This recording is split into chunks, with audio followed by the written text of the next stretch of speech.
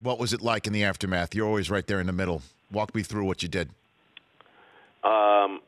Well, obviously went into. I was taping some stuff for a podcast, Okay. sort of an instant podcast. So Interesting. Okay. I got Frank Reich alone for 5 minutes. I got Josh McDaniels alone. Got Trey Burton alone. So I got Jeff Lurie. So I got a few people, and I've got a fun little podcast up at the MMQB. Great. But mostly, Rich, in these circumstances, I find more than like talking to people with my notebook out, I'm more curious to find out, to just observe what happens in the locker room. The pure joy in the Eagles locker room was really special. When you have Malcolm Jenkins on, you got to ask him about his. He had everybody around him, and he was talking to him after the game. And it's very, very rare that 10 or 15 reporters are on the edge of the group listening, because the locker room by that point is open. So we got to hear Doug Peterson talking to his team, Malcolm Jenkins, and that was kind of cool.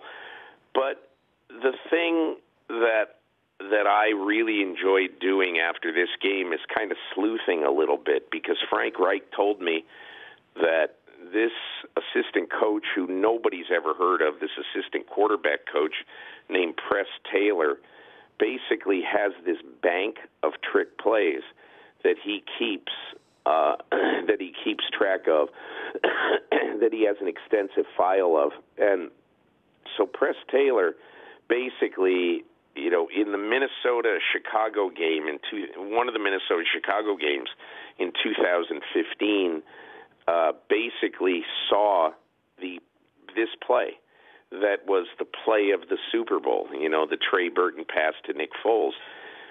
And so then I had to go up and find it. And one of my writers at the MMQB, Kaylin Kaler, was with me up in the press box. And so I said to her, basically, hey, find this play. So she actually found it on NFL Game Pass, Week 17, 2015. Clay Meredith basically, takes the pitch in the Bears' backfield, and Matt Barkley runs exactly the route that Nick Foles ran.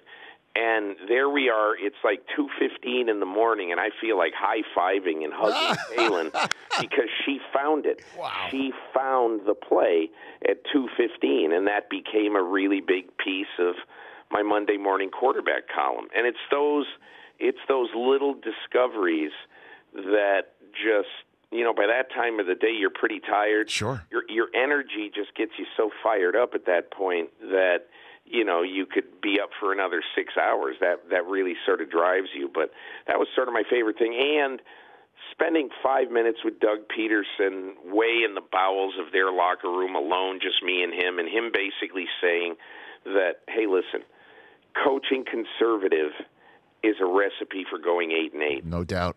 I saw that quote. That was it was a fun locker room. The Rich Eisen Show, weekdays at noon Eastern on Audience.